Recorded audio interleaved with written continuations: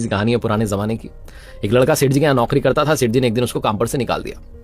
उदास, क्योंकि बेरोजगार हो चुका था, अपने घर की तरफ चलता चला जा रहा था उदास होकर के गांव की सड़क पर। अचानक से उसे किसी की आवाज आई कि इस गांव में कोई मजदूर मिलेगा।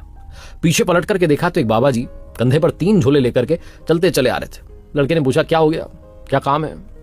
तो बाबा जी ने कहा देखो बेटा, मेरे पास में 3 झोले हैं, ये सबसे बड़ा भारी है, इसको कोई उठा लेता, मुझे यहाँ से दूसरे गांव तक जाना है।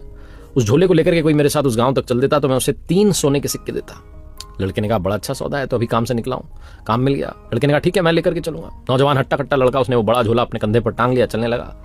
बाबा जी बीच बीच में उसे देख रहे थे। लड़के को लगा कि इनको शक हो रहा है कि मैं झोला लेकर के भाग जाऊँ, मैं क्या करूंगा इसका। लड़के ने पूछ लिया वैसे कि इसमें है क्या, बड़ा भारी सा लग रहा है। बाबा जी ने कहा बेटा इसमें तांबे के सिक्के। लड़के ने कहा अच्छा अच्छा। चलने लगे आगे की तरफ। नदी आई, लड़का तो पार करने लगा नदी को। बाबा जी इसी किनारे पर खड़े थे। तो वो जो लड़का था उसने पूछा क्या हो गया, आप आ क्यों नहीं रहे? बाबा जी ने कहा बेटा मेरे पास में अभी भी 2 झोले हैं, और अगर गलती से मेरा पांव फिसल गया, मेरा बैलेंस गड़बड़ हो गया, संतुलन बिगड़ गया, तो मैं नदी के बहाव में बह जाऊंगा, डूब जाऊंगा, तुम मेरी कोई मदद कर दो। लड़के ने कहा आप क्या करना है? बाबा जी ने कहा एक और झोला ले लो, मैं तुम्हें 3 और सोने के सिक्के दूंगा। लड़के ने कहा वाह बढ़िया सौदा है। उसने दूसरा झोला भी ले लिया। अब लड़के के पास में 2 झोले थे। थोड़ा आगे चले तो लड़के ने पूछा कि बाबा जी एक बात बताइए, दूसरे वाले में क्या है, बड़ा भारी लग रहा है? बाबा जी ने कहा बेटा इसमें चांदी के सिक्के हैं। लड़के ने कहा अच्छा अच्छा।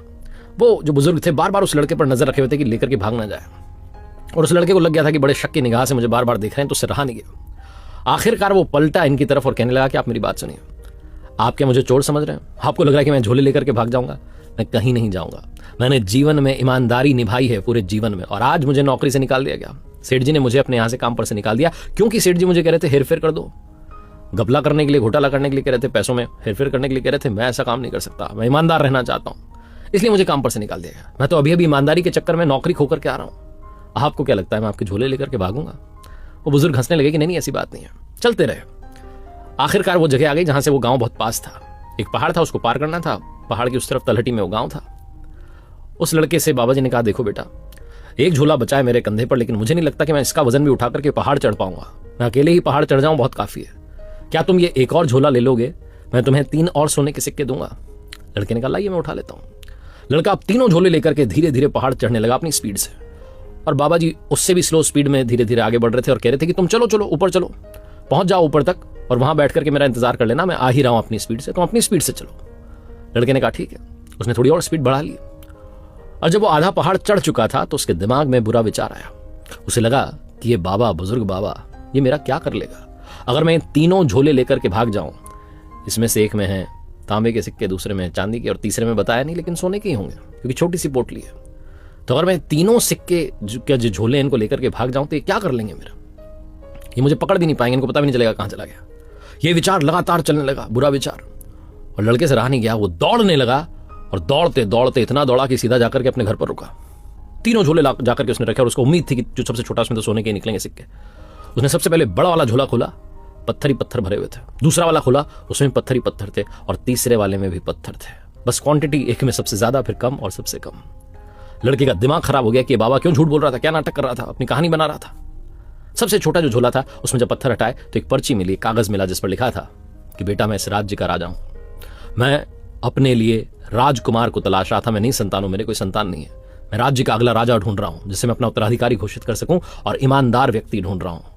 अगर तुमने आज ये 3 झोले नहीं चुराए होते, तुम इनको लेकर के नहीं भागे होते, तो शायद आज ही तुम इस राज्य के राजा बन जाते, लेकिन तुमने मुझे धोखा दे दिया। लड़का फूट फूट के रोने लगा कि पूरे जीवन ईमानदारी करी और एक स्टेप जो थी वो गलत रख दी, सब बिगड़ गया। हम में से बहुत सारे लोग जीवन भर अच्छी क्वालिटीज के साथ आगे चलते हैं, अच्छे कदम रखते हुए चलते हैं, लेकिन एक बार अगर आपने बुराई के जो है उस जाल में अगर आप फंस गए, बाहर नहीं निकल पाएंगे। सब बना बनाया खेल बिगड़ जाएगा। कई बार बुराई आप पर अटैक करती है, वो रावण जो है हमला करता है, उस अंदर के रावण को अपने ऊपर हावी मत होने दीजिए, वरना सालों की मेहनत, जिंदगी भर की मेहनत पर पानी फिर जाएगा। जब भी आप पर बुराई हावी हो, उस मोमेंट में याद कीजिए कि आप जीवन भर ईमानदारी क्यों निभाते आ रहे थे। सीढ़ियां वो चढ़ते हैं जिन्हें छत पर जाना होता है, वो तो उड़ान भरते हैं जिन्हें आसमान छूना होता है। 94.3 माय एफएम से मैं हूं आरजे कार्तिक। एक बार एक इंसान बड़ी परेशानी में था। उसकी लव लाइफ खराब हो चुकी थी, फैमिली वाले साथ नहीं दे रहे थे, जो बिजनेस कर रहा था वो डूब चुका था। कुल मिलाकर के उसकी जिंदगी में एक परेशानी खत्म नहीं होती, दूसरी खड़ी हो जाती। वो अपनी जिंदगी से इतना परेशान हो चुका था कि उसने जिंदगी खत्म करने का फैसला लिया, और वो एक पहाड़ पर चढ़ गया। जो पहाड़ की चोटी पर पहुंचा तो वहां पहले से एक बाबा जी तपस्या कर रहे थे। बाबा जी ने सुनसान पहाड़ में एक इंसान को देखा तो पूछा कि भैया यहाँ तक कैसे पहुंचे। इंसान ने अपनी सारी कहानी सुनाई कि बाबा जी बहुत परेशान हूँ, मेरी जिंदगी में एक परेशानी खत्म नहीं होती, दूसरी आ जाती है। बाबा जी ने कहा कि इन परेशानियों का एक सोल्यूशन है और मैं तुम्हें कुछ बताना चाहता हूँ, लेकिन उसके लिए तुम्हें मेरे साथ चलना होगा। बाबा जी ने उस इंसान को अपने साथ में लिया और दोनों लोग साथ साथ पहाड़ से उतरे। उसके बाद गुजर रहे थे, गुजरते रेगिस्तान आ गया। रेगिस्तान में एक ऊंटों का व्यापारी था जो कि ऊंटों के साथ में वहां रुका हुआ था।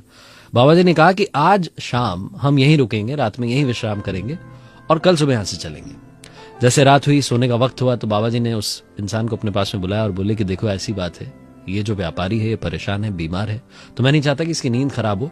तुम आज रात में जब तक सारे ऊंट नहीं सो जाते तब तक जगे रहना और जैसे ही ऊंट सो जाए उसके बाद तुम सो जाना। तो इतना सा काम तुम्हें आज करना होगा। उस इंसान ने कहा ठीक है। बाबा जी कह रहे हैं हो सकता है शायद इसमें कुछ बात छुपी हो। रात बीत गई। अगली सुबह बाबा जी उस इंसान के पास पहुंचे और पूछे कि भैया नींद सही से आई? उसने बोला अरे कहाँ नींद आई, यहाँ एक ऊंट सोता दूसरा ऊंट खड़ा हो जाता, एक ऊंट सोता फिर दूसरा जग जाता, पूरी रात इन्होंने मुझे परेशान किया, मुझे नींद ही नहीं आई। बाबा जी ने कहा यही तो बात मैं तुम्हें समझाना चाहता हूँ। इस जिंदगी में एक परेशानी खत्म होती है, दूसरी आ जाती है, दूसरी खत्म होती है, तीसरी आ जाती है, चौथी आ जाती है, पांचवी आ जाती है, आती रहती है। परेशानियों का डटकर मुकाबला करना होगा। अगर तुम वो नहीं कर पाए तो जिंदगी में हमेशा, हर पल, हर लम्हा परेशान रहोगे। हम सबके साथ में यही होता है। हम सब एक परेशानी से निकलते हैं, दूसरी परेशानी आती है जो कि होती नहीं है, लेकिन हम उसे परेशानी मान लेते हैं और दिन भर परेशान रहते हैं, उदास रहते हैं। अब ये आप पर निर्भर करता है कि आप परेशानियों का मुकाबला करेंगे या परेशानियों से घबराते रहेंगे। एक के बाद दूसरी, तीसरी, चौथी और परेशानियों का पहाड़ आपकी जिंदगी में बन जाएगा। इसीलिए कार्तिक आपसे कहता है डोंट कम अंडर प्रेशर। कर दिखाओ कुछ ऐसा कि दुनिया करना चाहे आपके जैसा। और याद रखिए अगर आप कुछ अच्छा सुन रहे हैं तो आप माय एफएम सुन रहे हैं। चलो आज कुछ अच्छा सुनते हैं।